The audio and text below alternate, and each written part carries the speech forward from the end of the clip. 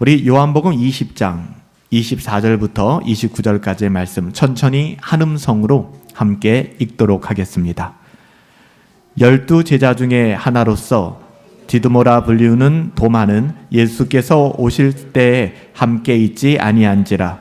다른 제자들이 그에게 이르되 우리가 주를 보았노라 하니 도마가 이르되 내가 그의 손에 못자국을 보며 내 손가락을 그 못자국에 넣으며 내 손을 그 옆구리에 넣어보지 않고는 믿지 아니하겠노라 하니라. 여드레를 지나서 제자들이 다시 집 안에 있을 때에 도마도 함께 있고 문들이 닫혔는데 예수께서 오사 가운데 서서 이르시되 너희에게 평강이 있을지어다 하시고 도마에게 이르시되 내 손가락을 이리 내밀어 내 손을 보고 내 손을 내밀어 내 옆구리에 넣어보라. 그리하여 믿음 없는 자가 되지 말고 믿는 자가 되라. 도마가 대답하여 이르되 나의 주님이시오 나의 하나님이시니이다. 예수께서 이르시되 너는 나를 본고로 믿느냐? 보지 못하고 믿는 자들은 복되도다 하시니라. 아멘.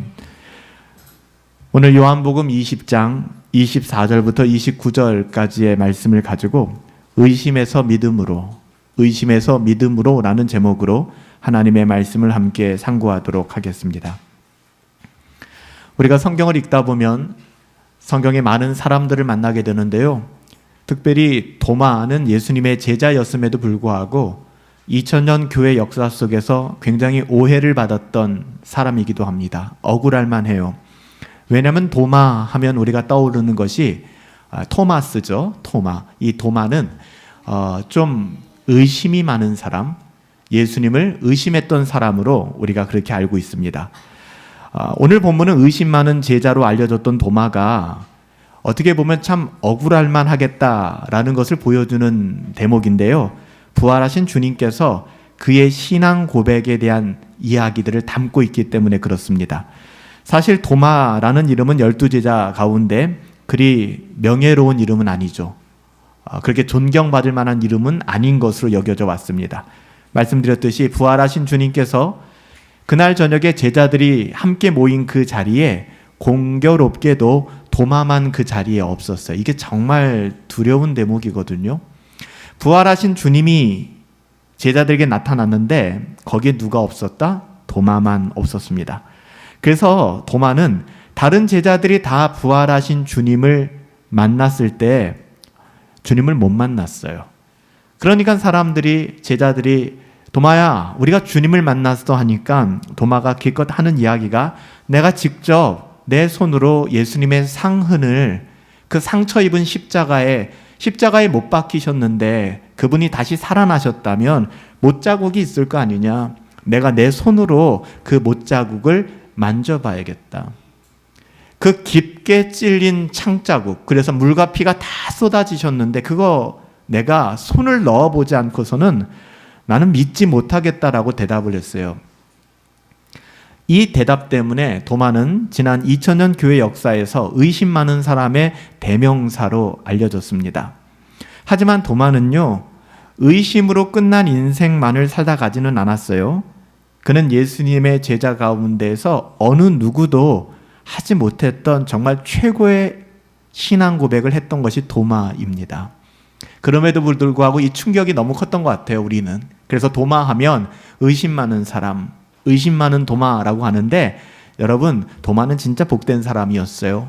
왜냐하면 하나님 앞에, 주님 앞에 정말 최고의 신앙 고백을 자신의 마음 깊숙한 곳에서 입술을 열어 할 수 있었기 때문이죠. 예수님의 제자 도마는 어떤 사람이었을까요? 여러분, 도마에 대해서 연구가 그렇게 많지는 않아요.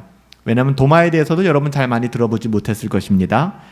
요한복음을 통해서 우리는 도마의 기질과 성향에 대해서 좀 짐작해 볼 수 있는데요. 예수님께서 나사로를 고쳐주시기 위해서 유대에서 다시 돌아서 유대로 다시 돌아가셨던 장면을 여러분 기억하실 것입니다. 나사로가 죽었다는 이야기를 듣고 예수님께서는 떠나왔던 유대로 다시 돌아오십니다. 제자들은 뭐라고 얘기합니까? 예수님이 다시 유대로, 나사로가 죽어서 나사로의 죽음의 현장에 예수님이 돌아가시겠다고 하니까 이게 녹록치 않은 일이거든요. 제자들이 이렇게 얘기해요. 선생님, 방금도 유대인들이 선생님을 향하여 돌을 던졌는데 어찌 그곳으로 또 돌아가려고 합니까? 로 짐작해 봤을 때 예수님이 돌에 맞을 뻔하고 돌을 던지는 사람들을 피해서 지금 유대를 떠났던 것이거든요. 근데 나사로가 죽었다는 얘기를 듣고 다시 거기로 돌아가자고 했을 때 제자들이 극구 말렸습니다. 제자들은 그럼에도 불구하고 끝내 가시겠다라고 고집을 부리셨어요. 이때 도마가 다른 제자들에게 이런 얘기를 합니다. 요한복음 11장 16절에 가보면 우리도 주와 함께 죽으러 가자라는 말을 누가 했느냐? 도마가 했습니다. 이 이야기를 들으면 굉장히 도마가 신앙이 출중한 것처럼 보이죠. 그러니까 예수님께서 다시 유다로 가시겠다, 나사로의 죽음의 현장에 가시겠다, 제자들이 말리죠. 선생님, 지금 가면 돌 맞아요. 방금도 돌 던지던 사람들 피해서 우리가 여기까지 온 거잖아요. 거기를 어떻게 돌아가십니까? 라고 이야기했을 때 어떻게 보면 이 도마가 했던 이 말, 우리도 주와 함께 죽으러 가자, 굉장히 믿음이 있는 말인 것 같지만 성경학자들은 그렇게 보질 않아요. 이런 도마의 이야기를 보면서 도마의 태도를 보고 그가 기질적으로, 우리 가운데도 그런 분들이 계시고 우리도 그런 기질이 있는 경우도 있거든요. 굉장히 비관적인 성향을 가진 사람이에요.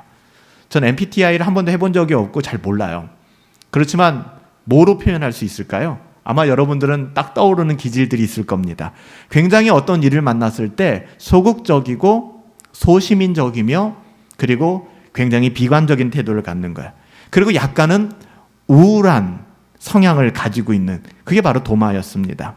그럼에도 불구하고 우리가 분명히 알아야 될 것은 그런 성향을 가지고 있다고 해서 믿음이 없는 것은 아닙니다. 도마는 주님을 사랑했어요. 주님을 사랑했음에도 불구하고 그런 기질은 바뀌지 않았습니다. 두 번째 도마의 기질을 보여주는 사건은 예수님이 잡히시기 전에 다락방에서 제자들이 모여서 당신께서 처소를 예비하러 떠날 것을 말씀하실 때 나타납니다. 도마가 이렇게 이야기해요. 선생님께서 어디로 가는지 우리는 알지 못하는데 우리가 당신이 말하는 그 길을 어떻게 알 수 있겠습니까? 라고 물어요. 여기서 도마의 말은 주님께서 근심하지 말고 믿으라. 너희는 마음에 근심하지 말아라. 하나님을 믿으니 또 나를 믿으라 라고 얘기했는데 근심이 되는 거예요. 그러니까 자꾸만 주님이 살아서 지금 자기 눈앞에 계심에도 불구하고 계속 그것을 묻고 있는 것이죠. 낙심하기 굉장히 쉬운 성향, 그리고 굉장히 우울질적인 성향, 그리고 굉장히 자기 마음을, 그러니까 멘탈이 약하다고 하죠. 바로 도마가 그런 사람들이었습니다. 그런 사람의 유형이었습니다. 도마는요, 주님을 따라가고 싶은 심정도 충분히 표현하고 있지만 그럼에도 불구하고 자기의 그 기질은 요 몇 안 되는 대목에서도 우리가 분명히 찾아볼 수 있습니다. 가룟 유다를 제외하고 모든 예수님의 제자들은 예수님을 사랑했어요. 베드로의 기질 다르고 도마의 기질 다르고 요한의 기질 달라요. 여러분, 교회는 기질로 묶을 수 있는 게 아니에요. 그 어떤 기질이라 할지라도 교회는 하나 될 수 있는 유일한 근거는 주님을 사랑하기 때문이에요. 할렐루야. 주님 사랑하기 때문이죠. 교회는 그거면 되는 거예요. 내일부터 노회가 있는데 노회에서도 여러 가지 회의가 다루어지고 안건들이 다루어져요. 여기서 법입니다를 외치면 끝나는 거예요. 법은 뭐예요? 하나님의 말씀이에요. 하나님의 말씀이 우리에게 주어지지 않았습니까? 그 말씀이 어떤 경우에도 어떤 상황에도 그것은 법입니다 하면은 어떤 사람도 그것을 멈추게 되는 것이죠. 여러분, 우리는 하나님의 말씀 때문에 여기 모인 사람들이고요. 또 우리 주 예수 그리스도가 우리의 주인 되심을 알기 때문에, 기독교는 목사를 믿는 종교도 아니고 기독교는 어떤 교회의 유형적인 어떤 조직을 따라가는 것도 아니잖아요. 우리 주님을 너무나도 사랑하기에 우리 주님 그 사랑으로 모여서 주님을 따라가는 것이 교회이죠. 그래서 유다를 빼놓고 모든 제자들은요, 주님을 진짜 많이 사랑했습니다. 비록 그의 기질이 비관적이고 부정적이며 우울질적이었다 할지라도 우리가 생각하는 것보다 유난히 도마는 더 주님을 사랑했는지도 몰라요. 더 사랑했는지 모릅니다. 이런 소심했던 도마가, 이런 기질의 도마가 소위 의심 많은 사람으로 우리에게 기억되는 이유는 오늘 본문의 24절부터 25절 이 말씀, 이 두 구절 때문에 도마는 그냥 딱 그렇게 정이 내려진 거예요. 그래서 여러분, MBTI 이런 것도 위험해요. 왜냐하면 자꾸 자기 기질을 정당화하거든요. 여러분, 하나님께서는, 하나님의 창조물인 우리는 MBTI 안에 갇힐 수 없는 사람들입니다. 여러분들 안에 약한 부분이 있다면 하나님의 은혜를 구하고 강건하게 해달라고 기도하시고요. 여러분의 강점이 있다면 여러분 겸손해지시기 바랍니다. 여러분들이 실수하고 연약한 부분을 MBTI나 인간 유형을 들어서, 혈액형을 들어서, 아니면 내 출신 지역을 들어서 나는 여기 출신이기 때문에 이래라고 말하지 마십시오. 그는 하나님의 자녀답지 못한 것입니다. 비록 그가 우울하고 힘든 그런 삶을 살았을지 모르겠지만 하나님을 너무나도 사랑했고, 그럼에도 불구하고 오늘 이 본문 말씀을 통하여 우리 도마는 오해를 받을 수밖에 없었어요. 예수님이 부활하신 저녁에 제자들이 모여 있었습니다. 이때 도마는 없었죠. 그들과 함께 있지 않았어요. 여러분, 여기서 성경은 왜 도마가 제자들의 모임에, 쉽게 얘기해 볼까요? 왜 도마가 금요 기도회에 나오지 않았을까? 왜 도마가 새벽 경건에 참여하지 않았을까? 왜 도마가 온전한 주일 예배자로 살지 못했을까를 적용하실 수 있어야 돼요. 여러 이유가 있겠죠. 그렇지만 이유가 다양하겠지만, 이유는 진짜 다양하겠지만 결과는 똑같아요. 여러분, 어떤 성경학자들이 말하는 것처럼 도마의 비관적이고 우울질적인 기질 때문에 그는 제자들과 혼자 떨어져 있었던 것 같아요. 너무나 사랑하던, 너무나 흠모하던 예수 선생님이, 예수님께서 십자가에서 죽으셨다고요. 어마어마한 충격 아니겠어요? 여러분, 실연을 당했어요. 그래도 며칠을 술을 마시고 그 세상적으로 며칠을 고립돼서 인생 배인처럼 살아가잖아요. 3년 동안 내 인생을 걸고 내가 너무나도 사랑했던 우리 주님이 너무나 비참하게 십자가에서 죽으셨어요. 도마의 마음이 어땠을까요? 이 기질을 가진 도마. 여러분, 이런 우울질적인 기질을 가졌던 도마는 제자들과 함께 있고 싶지 않았을 거예요. 나 혼자 있고 싶어. 나 좀 그냥 냅둬. 나 그냥 혼자 좀 있자라고 했을 것입니다. 그때 주님이 찾아오셨다는 거예요. 그래서 여러분들, 간곡히 부탁드리는 것, 우리가 신앙생활 하면서 여러분들 진짜 우리가 우리의 영혼을 좀 걱정하시고 돌아보실 수 있었으면 좋겠어요. 그래서 여러분들, 교회 안에서 하나님께서 우리에게 허락하신 공적인 예배들 있지 않습니까? 새벽 경건회, 금요 우리 예레미야 기도회, 또 주일 예배, 더 말할 나위 없죠. 이 모든 것들, 교리 모임 소중하게 여기시기 바랍니다. 여러분의 기절의 어떠함으로, 여러분의 상황의 어떠함으로 혹시 그 자리에 있지 않을 때 우리 주님이 찾아오신다면 우리는 도마와 같이 똑같은 얘기할지도 모르겠습니다. 누군가는 그 현장에서 은혜를 받았고, 누군가는 그 현장에서 주님을 만나서 감격하고 있는데 자기는 그걸 모르는 거예요. 그러니까 자꾸만 세상적인 언어를 쓰기 시작하는 것이죠. 야, 그게 뭐 그런다고 다 되겠냐? 너무 지나칠 정도로 그러고 있는 거야 라고 얘기하는 것이죠. 어떻게 보면 도마와 똑같은 거예요. 여러분, 제자들이 다 모여 있었어요. 근데 도마만 없었어요. 이해할 수 있죠, 인간적으로.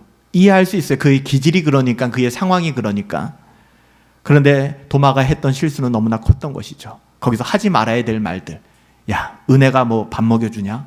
기도한다고 다 되냐? 야, 교회에서 뭐 하라는 대로 다 하면 뭐 인생 끝나냐?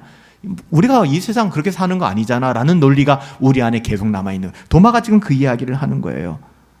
도마가 제자들을 만났을 때 제자들은 주님을 만났으니까 그 이야기를 하는 거예요. 우리가 주를 보았다. 여기 계신 사랑하는 성도님들, 우리가 예배를 통하여 주님을 만난다면 여러분들이 흩어져 전할 것은 세상의 어떠함이 아니에요. 물론 우리가 소그룹 모임을 가질 때도, 세상에서 관계를 맺을 때도 뭐든 다 성경만 이야기하고 복음만 이야기할 수는 없겠죠. 우리가 살아가는 일상들을 이야기해야 될 거예요. 그럼에도 불구하고 한번 고민해 보세요. 내가 그 안에 분명한 복음의 가치를 가지고 예수 그리스도를 보았다, 내가 예수 그리스도를 경험하며 살아갔다라는 이야기를 얼마나 하고 살아가는지. 예수님을 본 사람의 특징은 예수님을 이야기합니다. 예수님의 그 깊은 은혜가 무엇인지 아는 사람들은 그 은혜를 전하기 시작합니다. 여기서 정말 중요한 것이, 우리가 예수님을 만났다고 하면서도 내 입에서 예수가 증거되지 않는다 그러면, 예수를 증거한다는 것이 예수 믿으세요 라는 말을 포함해서 복음이 드러내고 있는 가치를 전하면서 살라는 것입니다. 예수 믿으세요는 잘하는데 남에게 지지 않으려고 하고 포기하지 않으려고 하고 양보하지 않으려고 하고 자기 어떠한만을 증명하려고 한다 그러면 그 사람은 예수 믿는 게 아니에요. 자기를 믿고 사는 것이죠. 우리가 예수를 믿으세요 라고 얘기하는 것은 예수 그리스도께서 말씀하신 내 계명을 지키는 자, 나를 사랑하는 자, 우리가 정말 주님을 사랑한다면 그리 살아가야죠. 제자들은 도마에게 내가 주를 만났다라고 단도직입적으로 이야기했습니다. 하지만 도마는 다른 제자들의 말을 믿지 않았어요. 그 은혜가 뭔지를 모르니까.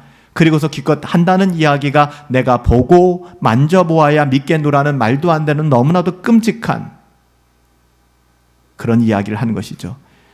경험적 증거를 요구하는 거예요. 내 가슴이 좀 뜨거워져 봐야 내가 알겠다. 나도 좀 내 안에 좀 기적이 일어나 보고 내 안에 좀 말도 안 되는 그런 역사가 일어나면 내가 믿겠다. 바로 이런 시각이죠. 경험적 증거를 요구하는 것. 그래서 주님이 마지막에 그러는 거예요. 보지 못하고 믿는 자가 복되도다. 도마는 한순간에 의심 많은 사람으로 낙인 중엔 낙인이 찍히고 말았습니다. 하지만 존 메가더 목사님은 사실 의심 많은 것은 도마만의 문제는 아니었고 모든 제자들의 문제였기 때문에 이것은 도마를 우리가 판단하는 그런 기준이 되어서는 안 된다라고 이야기해요. 저도 전적으로 공감합니다. 사실 부활하신 예수님을 만난 자리에서 예수님을 믿지 못한 것이 모든 제자들의 한결같은 특징 아니었나요? 도마만의 모습은 아니었잖아요. 저와 여러분들의 모습이기도 하고 저와 여러분 더 문제가 있죠. 왜냐하면 이때는 초대교회 1세기 때 정말 믿을 수 없는 일들이 눈에 막 일어나고 죽은 자가 다시 살아나고 부활하고 예수님 다시 부활 승천하시면 말도 안 되는 일들이 벌어지니까 얼마나 혼란스러웠겠어요. 2000년의 시간 속에서 교회 역사 속에서 기독론, 성령론, 또 교회론 모든 것이 다 이제는 말씀 안에서 확립되어 있는데 우리는 너무나도 분명한 증거를 가지고 살아가는 사람들이거든요. 신구약 성경도 완성되었고 이 당시에는 신약 성경이 없었잖아요. 근데 우리는 모든 것을 다 알고 있는 시기임에도 불구하고 우리가 어떻게 도마를 향하여 의심 많은 제자다 도마를 정죄할 수 있겠습니까? 의심이라기보다는 감당할 수 없는 슬픔에 가까웠다라고 존 메가더는 지적합니다. 저는 전적으로 동의해요. 얼마나 힘들었으면. 우리들 가운데도 그렇죠. 얼마나 힘들었으면 공적 예배를 지키지 못할까. 얼마나 힘들었으면 하나님의 자녀다운 삶을 살아가지 못하고 힘겨워하고 있을까. 그래서 여러분 오해하지 마세요. 권면하는 자나 권면을 받으시는 분들이나 오해하지 마십시오. 권면하는 분들도 율법적인 마음으로 연약한 성도들을 권면하는 것이 아니라 사랑의 마음으로. 어떤 마음일까요?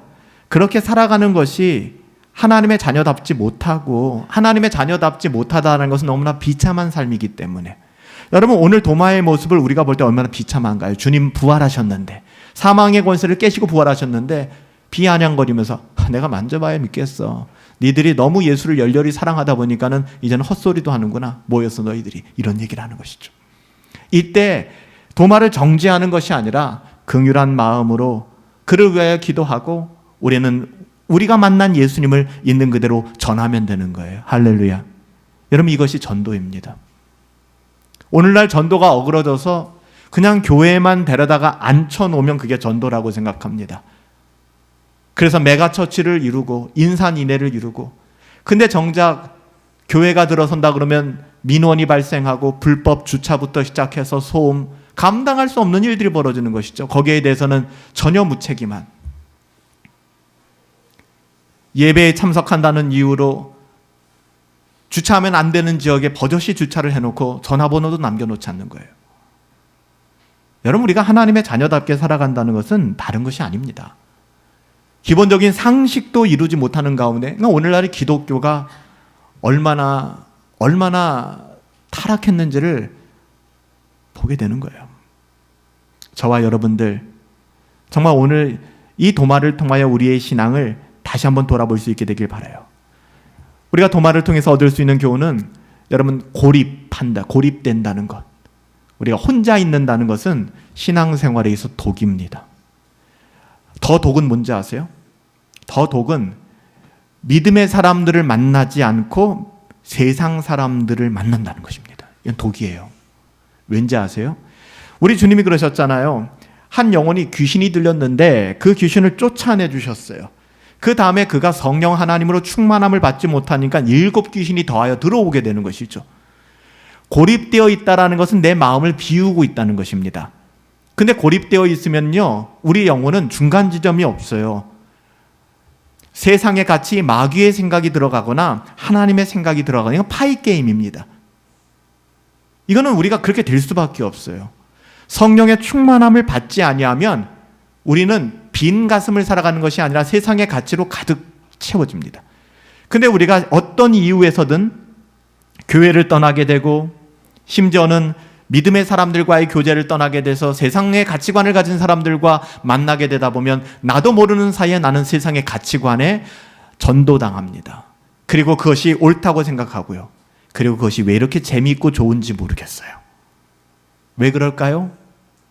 아담과 하와가 선악과를 따먹은 이유가 바로 거기에 있어요. 그게 죄거든요. 여러분, 죄는 달콤합니다. 경건은 힘들어요. 군대 다시 가고 싶으세요? 사도 바울은 디모데에게 군인을 비유로 들어서 믿음의 군사라고 이야기하지 않습니까? 죽기까지 싸우는 것, 여러분들이 좋아하는 뭔가를 하기 위해, 좋아하는 드라마를 보고, 좋아하는 영화를 보고, 좋아하는 여행을 가기 위해서 죽기까지 싸워보신 적 있으십니까? 그건 그냥 하게 되는 것이죠. 좋아요. 경건은 그렇지가 않아요. 왜냐하면 이 세상이 공중의 권세 잡은 자가 잡고 있기 때문에. 그래서 지금 도마와 같은 성향을 가지신 분들은 조심하셔야 됩니다. 그래서 제가 누누이 말씀드리는 것은요, 그냥 단순해지십시오. 나는 하나님의 자녀이기 때문에 예배의 자리는 지켜야 해. 내가 예배에 나갈 수 없는, 아니면 경건 생활을 할 수 없는 그 수많은 이유들로 말미암아 나는 경건의 자리를 지켜야 돼. 이렇게 해석을 해야 합니다. 우리에게 시험거리가 있고 우리에게 유혹거리가 있는 것은 그 시험과 유혹 때문에 경건 생활을 포기하라는 것이 아니라 시험에 들지 않도록 깨어 기도하라고 말씀하셨잖아요. 우리가 특별 새벽 기도회 이튿날째 우리가 말씀 나눴잖아요. 우리 주님이 하신 말씀, 너는 시험에 들지 않도록 깨어 기도하라. 근데 우리는 어떻게 얘기하는 거예요? 난 시험에 들어서 오늘은 기도하지 못하니까 그런 줄 아세요. 여러분, 이것이 얼마나 비참하게 되는 건지 아십니까? 나중에는 우리의 양심이 화인을 맞아요. 그 양심이 작동을 안 해요. 우리 옛 속담에 바늘도둑이 소도둑 된다고 하시죠? 정말 그래요. 자그마한 거짓말 하나가 결국에는 전과가 되는 겁니다. 정말로 우리가 사랑한다면 그걸 막아야 되겠죠. 그래서 어떻게 보면 도마의 고립은 신앙의 독이 되었습니다. 도마만 일주일 동안 꼬박 슬픔과 침울함 속에도 혼자 보냈어요. 이해는 되죠. 이런 기질을 가진 사람들. 너무 힘드니까 누구도 만나고 싶지 않은 거예요. 친구 전화도 받고 싶지 않고 잠수 타는 거죠. 그 결과는 뭐였어요? 예수님을 부인해버리는 거예요. 그렇게 사랑했던 주님을. 고립은 신앙생활의 독입니다. 도마의 이 침울하고 슬펐던 한 주간은 그의 고립을 더욱더 깊게 만들었을 거예요. 나오셔야 돼요. 제가 이렇게 말씀드릴 수 있는 이유가 제가 그런 기질이에요. 제가. 그래서 청소년 때, 청년 때 저를 알았던 분들을 만나면 진짜 기겁을 해요. 너무 바뀌었다고. 앞에 서서 설교를 하고 힘들고 어려운 사람들을 위로하고 오히려 부정적인 것을 긍정적으로 바꿔주려고 하고, 전혀 제 기질은 그런 기질이 아니었어요. 간간히 말씀드렸던 것처럼 철학사조도 저는 염세주의를 좋아했고 허무주의를 좋아했고, 그래서 정말 어렸을 때부터 철학이 좋아서 쇼펜하우어를 읽었고 니체를 사랑했고요. 노자 장자가 너무 좋았고 도교 사상이 너무 좋았고, 그런 기질을 가진 사람들은 우울할 수밖에 없어요. 사람들과 연합하고 공동체를 갖고 팀워크를 한다는 것 자체가 잘 안 되는 사람들이. 제가 그랬어요. 근데 제가 어떻게 바뀌었는가? 예수님을 믿고 나서 바뀌었습니다. 민족을 바라보는 관점도 바뀌었고 공동체를 바라보는 관점도 바뀌었어요. 내가 바뀌어야지라고 작정한 적 없어요. 주님이 바꾸어 주셨던 것이죠. 여러분, 혼자 계시면 안 됩니다. 하나님의 은혜를 구하세요. 그리고 여러분, 창문을 여십시오. 공기를 환기시키십시오. 하나님의 말씀으로 생명의 빛을 대십시오. 우리 인생이 바뀌게 되는 거예요. 비록 제자들이 그를 찾아와 부활하신 주님 만났지만 내 마음이 우울한데, 내가 은혜를 거절하고 있는데, 은혜의 방편을 다 막고 있는데, 은혜의 방편이 뭐예요? 말씀과 기도잖아요. 말씀과 기도가 다 막혀 있는데 어떻게 은혜가 내게 와요? 하나님의 은혜는 무한한 저수지와 같다고 얘기했죠. 그 무한한 저수지에 종지그릇 하나 들고 가서 달라고 하지 마시라고요. 거기다 파이프를 꼽고 여러분 관을 연결시켜서 그 생수의 강을 여러분 경험하셔야 되는 거예요. 그런데 파이프 다 막아놓고 동맥경화 생겼어요. 다 막아놔버렸어요. 그래놓고 은혜가 없대요. 너무 속상하지 않습니까? 그리스도인들은, 하나님의 자녀들은 혼자 살 수 없어요. 우리를 넘어뜨리려는 마귀의 온갖 시험과 함정 속에서 우리는 홀로 결코 이 낙심과 절망 그리고 좌절의 위험을 무사히 통과하지 못합니다. 다 널브러집니다. 그래서 교회가 소중한 거예요. 사랑하는 여러분들, 믿음의 사람들을 만나세요. 그리고 믿음의 사람이 되어 주십시오. 그래서 여러분들이 만나는 모든 사람들이 복을 받았으면 좋겠어요. 믿음의 사람이기 때문에 내가 믿음의 사람이기 때문에. 그래서 하나님께서는 하나님의 자녀들을 모아주시고 흠 많고 기질 다 다른 거 알아요. 인격적으로 다 미성숙한 거 알아요. 그럼에도 불구하고 우리를 싸매어 주시고, 우리가 지난 순환일 기념 예배를 드리면서도 예수님께서 십자가에서 죽으시면서 하셨던 첫 번째 그 말씀, 여러분 십자가가 상상이 아니지 않습니까? 십자가를 여러분 역사로 고증하여 보면, 인간적으로 보면 십자가는 너무나 끔찍한 것입니다. 그 십자가에 달려서 하신 예수님의 첫 번째 말씀이 뭐라고 말씀드렸어요? 아버지여, 저들의 죄를 사하여 주옵소서. 자기가 하는 것을 알지 못함이니이다.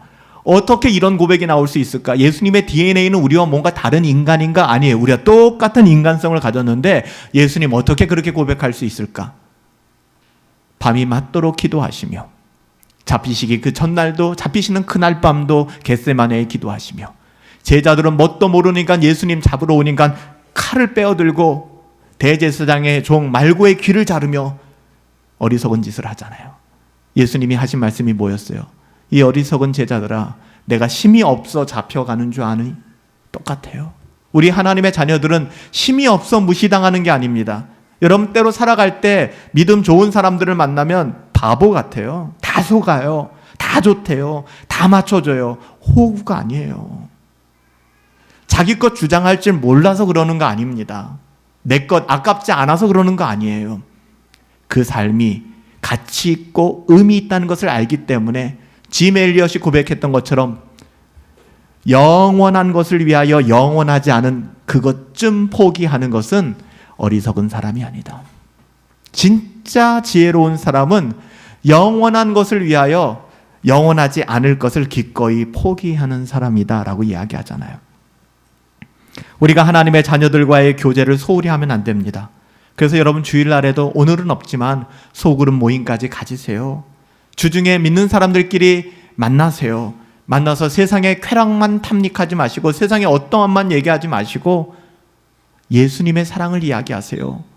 예수님의 사랑으로 내가 이리 살아갔노라고 이야기하세요. 변화된 내 자신을 간증하세요. 그래서 히브리서 기자는 뭐라고 이야기합니까? 히브리서 10장 24절부터 25절에 보면 서로 돌아보시라는 거예요. 사랑과 선행으로 격려하며 모이기를 패하는, 자꾸 안 모이려고 하는 그런 어떤 사람들의 그 나쁜 습관 따라가지 말고 오직 권하여 그날이 가까움이 옴을 볼수록 더욱 모이자. 우리 금요일날 같이 기도합시다. 우리 새벽에 같이 말씀 나눕시다. 그리고 그 말씀 함께 나눕시다. 주일날에도 오늘 우리에게 주신 말씀이 내게 이런 마음이었어요. 여러분, 요즘에 젊은 친구들과 청소년들 중에서 이런 문화들이 정말 많이 없어지는 것 같아요. 옛날 얘기하고 싶지 않지만 제가 청년 때만 해도 그래도 좀 남아 있었거든요.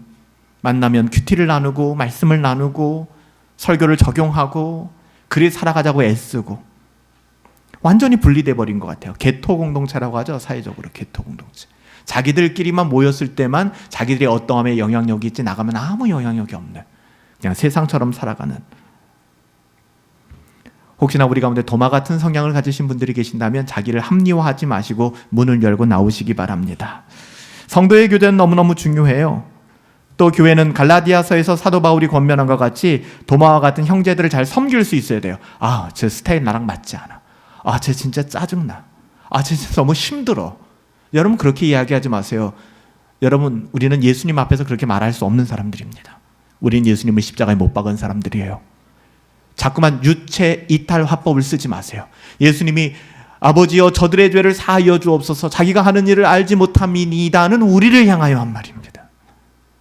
우리가 예수님의 그 사랑으로, 우리가 정말, 저는 많이 절제해요. 그 찬양하면 눈물을 흘릴 수밖에 없어요. 사랑이 구주를 죽게 했네, 왜 날 사랑하나. 우리가 지난 성금요일 순환일 기념 예배 때 성찬 예식을 가지며 했던 찬양이잖아요. 주님을 죽게 만든 것이 무엇입니까? 사랑이에요. 주님이 우리를 사랑하지만 않으셨어도, 적당히 사랑하셨어도 주님은 죽으실 필요가 없어요. 근데 주님은 저와 여러분들을 죽기까지 사랑하시기 때문에 십자가에서 달리셨다고요. 그 은혜가 내게 쏟아져 있는데 그 은혜를 내가 알고 있다면 용서하지 못할 사람이 어디 있고 이제는 한계입니다 라고 분노할 지점이 도대체 어느 지점입니까? 그거 아니잖아요. 여러분, 예수님이 얼마나 도마를 사랑하는지 아세요? 저 후레 자식, 저럴 줄 알았어. 결국에는 예배도 안 나오더니 뭐 은혜는 무슨 은혜야, 나가 죽어, 이랬을까요? 부활의 현장에 없었던 그 도마, 계속 혼자 있지는 않았겠죠. 어느 날 예배에 나왔네요. 오늘 성경에 뭐라고 해요? 여덟째 되던 날, 8일째요. 그날까지 세니까 정확하게 예수님이 제자들을 만난 후로 일주일이 지난 시점입니다. 이때 도마도 함께 있었어요. 그리고 그들이 문을 다 닫고 방 안에 있었습니다. 그때 문이 열립니다. 아무도 문을 열지 않았는데, 그리고 예수님이 들어오십니다. 문이 열린다는 건 물리적으로 문이 열렸다는 것이 아니라 닫힌 문을 열고 주님이 들어오셨어요. 주님은 육신을 가지고 있는 분이 아니셨기 때문에 들어오십니다. 그리고 예수님께서는 제자들에게 말씀하여 주셨죠. 처음으로 하신 말이 뭐예요? 너희에게 평강이 있을지어다. 얼마나 이 업셋되어 있을까요? 마음이 막 미칠 것 같았을 거예요. 두려웠을 겁니다. 너희에게 평강이 있을지어다.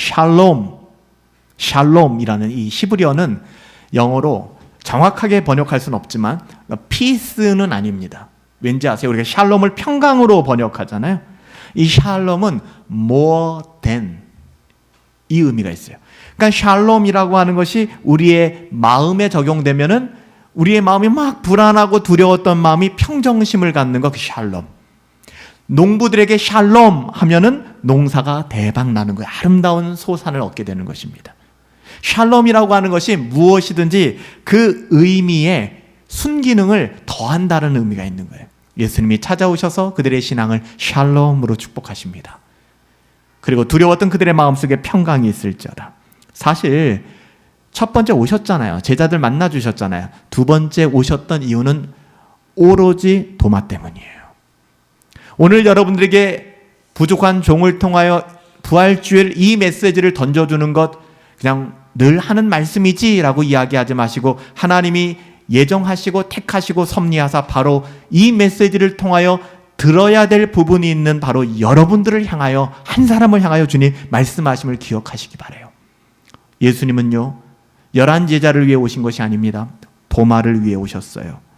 도마를 위해서. 그리고 예수님께서 뭐라고 말씀하십니까? 우리가 이 도마에게, 도마를 향하여 말씀하시죠. 예수님께서 만져보아라. 네가 만져보아라. 그의 믿음을 회복시켜 주셨어요. 근데 여기서 기억해야 될 게 뭔지 아세요? 이거 참 두려운 지점이거든요. 예수님께서는요 제자들을 찾아오셨는데 그 일주일 전에 도마와 제자들이 나누었던 이야기를 정확하게 기억하고 계십니다. 여러분, 이거를 그냥 넌센스처럼 받아들이지 마세요. 여러분들이 은밀한 가운데, 여러분들이 사회에서, 가정에서 혼자 있을 때 던지는 그 말도 주님은 듣고 계신다는 거 알고 계세요? 여러분, 예수님이 부활하신 그 현장에 도마가 없었고, 도마 다시 제자들이 만났을 때 도마가 나 만져봐야 알겠어, 내가 넣어봐야 알겠어, 이 말을 예수님이 듣고 계셨다고요. 우리 그럴 때 있죠. 아차할 때, 뒷담화할 때, 아유 부장님 왜 그런지 모르겠어 하는데 저 뒤에 부장님이 계셔. 그럼 머리가 쭉 뼈 서잖아요. 우리 인간 날마다 그렇게 실수하며 살지 않습니까? 남에게 하지 못하는 말, 뒤에서 돌려서 말하고. 여러분, 예수님은요, 이 모든 걸 다 듣고 계셨던 거예요. 그 말을 알고 계셨기 때문에 주님 찾아오셔서 대뜸 그렇게 말씀하시는 거죠. 내 손가락을 이리 내밀어 내 손에 넣어보고 내 손을 내밀어 내 옆구리에 놓아봐라. 그리하여 믿음 없는 자 되지 말고 믿는 자가 되어라. 예수님의 핵심은 뭔지 아세요? 이 나쁜 놈의 자식 만져봐 임마. 이 자식아 만져봐. 이게 아니라고요. 믿음 없는 자가 되지 말고 믿는 자가 되어라. 주님은 도마의 믿음이 회복되기를 원하셨다고요. 여러분, 교회가 때로는 여러분을 권면하는 것, 여러분 기분 나쁘게 만들고 여러분 상하게 만들려고 하는 게 아닌 거 아시잖아요. 그렇게 권하는 자나 듣는 자나 그 믿음을 회복하게 하기 위하여. 주님께서는 도마의 말을 들으셨을 뿐만 아니라 도마를 위해 다시 찾아오셨어요. 그게 주님의 사랑이에요. 은혜를 베풀어 주셨어요. 그의 믿음을 회복시켜 주셨어요. 진짜 놀랍지 않아요? 무시하지 않고 포기하지 않으며 하나님의 자녀들을 버려두지 않으셨어요. 누가요? 주님이. 그러면 우리는요, 우리도, 저와 여러분들도, 여러분 더디 온다고 무시하지 마세요. 우리도 더디 왔던 사람들이에요. 돌아간다고 비난하지 마세요. 우리도 돌아왔던 사람이고 지금도 돌고 있어요. 연약하다고 막대하지 마세요. 약자에게 강하고 강자에게는 꼬리 낮추는 그런 저급한 삶 살지 마세요. 존귀하게 여기세요. 주님이 도마를 그리 찾아오셨습니다. 여러분, 오늘 부활주일에 우리가 주님의 그 마음, 너희 안에 이 마음을 품어라. 우리 그리스도, 주 예수 그리스도의 마음이니, 하나님은 근본, 예수 그리스도는 근본 하나님과 같은 분이시지만 하나님 되심을 포기하시고 인간의 몸을 입고 이 땅 가운데 오시지 않았느냐. 바로 그거 아니겠어요? 저는 오늘 부활주일 이 말씀을 증언하며 준비하며 주님 때문에 얼마나 감사한지 모르겠어요. 도마와 같은 한 사람쯤 그냥 무시하고 갈 길 가실 수 있지 않겠어요? 그냥 할 일 하는 그렇게 자기 할 일 하면서 그냥 대충 그거 넘기는 그게 아니라 우리 주님은 꼼꼼히 한 명 한 명 챙겨요. 또 교회가 어떻게 해야 되는지를 보여주는 것이죠. 여러분, 교회는 그렇게 가야 합니다. 한 사람. 여러분 좀 돌아보세요. 우리 가운데 다 다르잖아요. 한 사람 한 사람을 챙기셔야 합니다. 한 사람 한 사람. 우리 교회 그렇게 큰 교회도 아니지만 저도 제 마음을 지키기가 너무 힘든 거예요. 왠지 아세요? 한 사람 한 사람을 위해서 기도하다 보면은 오만 가지 생각이 다 드는 거예요. 그 마음을 지키며 제가 하나님의 은혜를 가지고 견디고 버텨낼 수 있는 것은 주님 앞에 주님이 제게 주신 은혜가 있기 때문에 그래요. 그래, 나도 누군가는 끝없이 참아줬기에 이 자리에 왔어. 돌아보아, 나도 끊임없이 실수했는데 때로는 들춰내지 않고. 그래서 요즘에는 저도 나이가 들었는지 처음에 예수님 믿었을 때 진짜 예수님 믿었을 때 천방지축이었죠. 그냥 뭐든지 관심 받으려고 그러고 뭐든지 사랑받으려고 그러고. 그때 같이 신앙생활했던 친구들 다 집사되고 장로되고 그렇게 살아가고 있어요. 만난 지도 꽤 오래되었지만 제가 목사가 될 거라고 생각했던 사람들은 그렇게 많지가 않았어요. 근데 제가 목사가 되었네요. 근데 돌아놓고 보면 그때 그렇게 하나하나 양보해줬던 지체들의 얼굴이 떠올라요. 그때는 그냥 내가 잘나서 그 자리를 꿰찼다고 생각했어요. 내가 잘나서 내가 인정받았다고 생각했어요. 참 바보 같더라고요. 나중에 천국 갈 때는 얼마나 우리가 부끄러울까요? 정말 나 잘난 맛으로 산다고 생각했는데 돌아봐 우리가 무시했던 수많은 사람들의 겸손함이 있었고 기다려줌이 있었기 때문에 말을 하지 않고 참아주는 사람들이 있었기 때문에 내가 있구나라는 것을 알게 되는 거죠. 예수님께서는 도마를 그렇게 회복시켜 주셨습니다. 사랑하는 여러분, 우리의 영혼이 아직 거듭나지 못한 채 죽어 있다면 우리의 소망은 오직 하나, 주님께서 우리의 심령에 찾아오시는 겁니다. 저는 제 설득과 심지어는 제 따뜻한 사랑의 돌봄으로 여러분이 변화될 수 없다는 거 알아요. 그거는 그냥 결과지죠. 여러분들이 변화될 수 있는 것은요, 뿌리를 깊게 내리는 것입니다. 주님 만나는 거예요. 여러분, 주님 만나세요. 교회에 오시는 이유가 주님 만나기 때문이에요. 주님 만나시기 바랍니다. 오늘 여러분들의 영혼에 비가 오지 않아서 말라붙은 땅처럼 갈라져 있을지라도, 여러분의 영혼이 돌 같고 차가운 얼음장 같다 할지라도, 은혜가 없는 상태에 있을지라도 주님께서 도마를 찾아왔던 것처럼 저는 그 기도해요. 주님 만나주세요. 이 형제에게, 이 자매에 좀 만나주세요, 주님. 전 그 기도 많이 해요. 왠지 아세요? 그걸 깨달았기 때문에. 목회는 내가 하는 게 아니구나. 아무리 내가 설득하고, 아무리 내가 맛있는 것을 사주고, 아무리 재밌는 얘기를 해도 그 영혼이 돌아오지 않더라고요. 주님 만나야 돼요. 그래서 기도합니다. 하나님 은혜를 주사, A라는 형제 너무 힘들어하고 있어요. 자기는 잘 산다고 생각하고 즐겁게 살지만 그렇지 않아요. 주님 붙잡아 주세요. B라는 자매 너무너무 힘들어하고 있어요. 주님 만나주세요. 내 힘으로는 안 돼요. 물론 제가 통로가 되고 역할이 되어서 끊임없이 기도하지만 제가 하는 기도는 딱 하나예요. 하나님 실수만 하지 않게 해주세요. 저 때문에 상처받거나 저 때문에 낙심하거나 그런 실수만 안 하게 해주세요. 하나님. 모든 건 하나님이 하실 거니까. 이런 일들이 우리 인생에 일어날 때 우리는 거듭나게 되는 겁니다. 다시 태어난 거예요. 이런 일이 반복적으로 우리 인생 가운데 일어나게 될 때 십자가와 대속의 은혜, 그 전능자의 사랑이 무엇인지를 깨닫게 되는 거예요. 이게 신앙생활이거든요. 이 말씀은 주님께서 신자들에게서 떠나 계셨다라는 말씀이 아니라 성령께서 우리 안에 내주 역사하고 계세요. 근데 우리의 죄가 자꾸만 이걸 가로막고 있는 것이거든요. 주님께서 말씀하셨어요. 믿음 없는 자 되지 말고 믿는 자가 되어라. 예수님께서 물어보지 않으셨거든요. 너 나 누구라고 생각해? 예수님 많이 물어보셨어요. 제자들에게. 신앙 고백을 물어보는 거죠. 물어보지도 않았어요. 도마가 뜬금없이, 예수님을 만난 도마가, 부활하신 주님을 만난 도마가 뜬금없이 했던 신앙 고백, 가장 위대한 신앙 고백, 이보다 더한 신앙 고백은 성경에 없어요. 예수님을 향하여 예수님은 나의 주인이시며 나의 하나님이십니다. 예수님을 하나님의 아들이라고 고백한 적은 있지만 예수님을 하나님이라고 고백한 것은 여기가 처음입니다.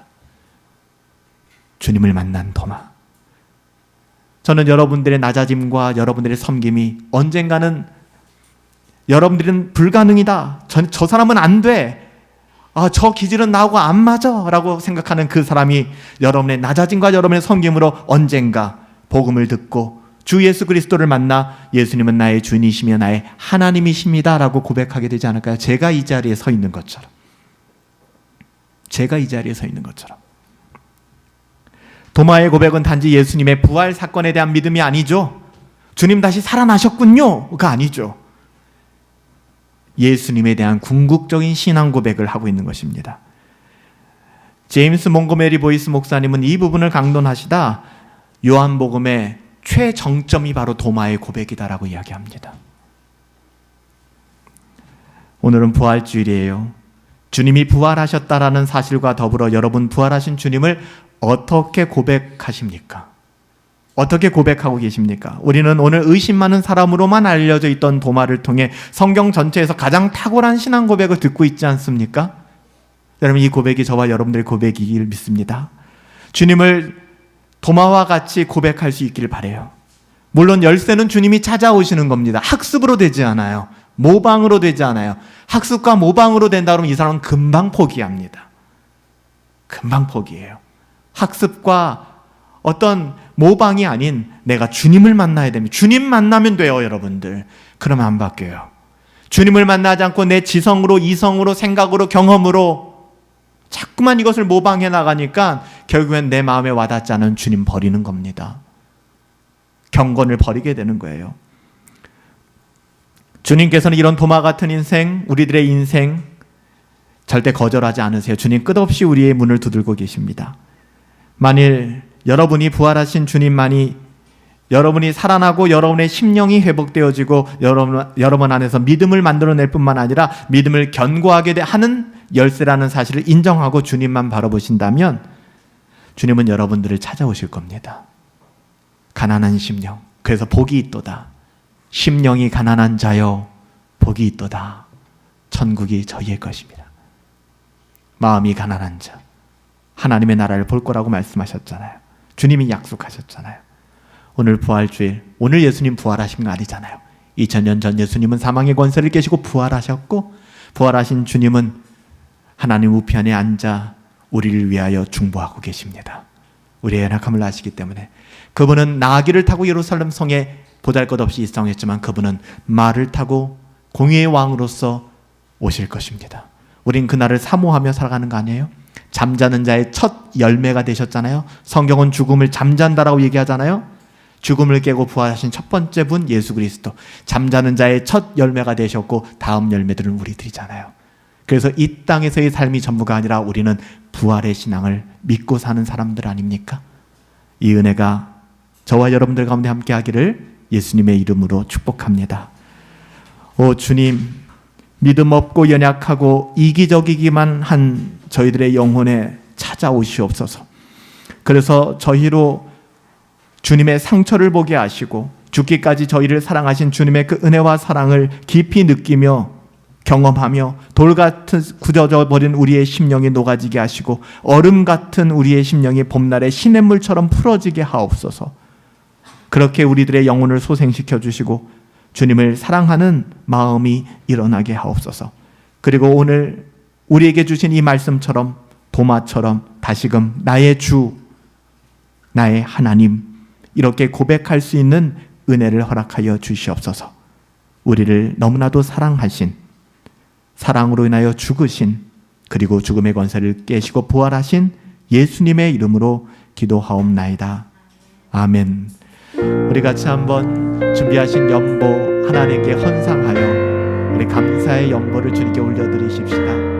우리 하나님께 감사의 연보 헌상하시며 주님 다시 오실 때까지